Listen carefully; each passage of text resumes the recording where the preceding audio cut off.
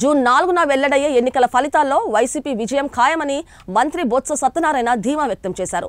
విశాఖపట్నంలోని సీఎం జగన్ ప్రమాణ స్వీకారం చేస్తారని చెప్పారు. కన్నుల పండుగగా ఈ కార్యక్రమం జరుగుతుందన్నారు.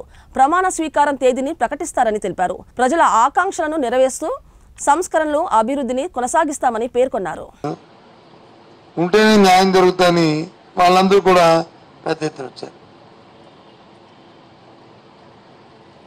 తెలుగుదేశం పార్టీ ఎన్నో కుతంత్రాలు పండింది, ఎన్నో కుయుక్తులు చేసింది, ఎన్నో అబద్ధాలు చెప్పింది, ఎన్నో మోసాలు చేసింది. ఒకటి కాదు, రెండు కాదు. సడన్గా మధ్యలో ల్యాండ్ యాక్ట్ తీసుకొచ్చింది, లేని చట్టాన్ని తీసుకొచ్చి రైతులను మొప్పెడదామని చూస్తుంది. కానీ రైతు ఎక్కడ కూడా చెక్ చదవలే. సంక్షేమం ఆపడానికి ప్రయత్నం చేసి వాళ్ళని తిరిగి మళ్ళీ మేమే దాంట్లో అకౌంట్లో డబ్బులు లేవని చెప్పి మోసం చేయడం ప్రయత్నం చేసింది. అయినా వాస్తవాలు తెలిసరికి నిజాలు తెలుసు, అందుకే చేశారు. అందుకు రాజకీయాల్లో, ప్రజా జీవితాల్లో నిజాయితీ ముఖ్యం, చెప్పింది చేయడం అనేది ముఖ్యం. ఓ బ్రాండ్ మాట తప్పుడు మనం తిప్పరని, అది స్వర్గీయ రాజశేఖర గారికి ఉంది, మళ్ళీ జగన్మోహన్ రెడ్డికి వచ్చింది ఆ వారసత్వం.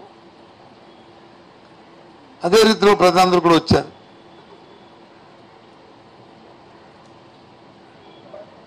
తప్పకుండా ఏదైతే నిన్న ఇంత పెద్ద ఎత్తున వచ్చి ప్రభుత్వం 4వ తారీఖున జూన్ 4ని ఎక్కింపవుద్ది. ఆ డేట్ కూడా ఇంకా రేపు 2 అనౌన్స్ చేస్తాం. ఇక్కడికే జగన్మోహన్ రెడ్డి వస్తారు, ఇక్కడే ప్రమాణ స్వీకారం చేస్తారు విశాఖపట్నంలోనే. కన్నుల పండుగ ఏదైతే ఆకాంక్షలు ఉన్నాయో ఆకాంక్షలని నెరవేర్చడమే కాకుండా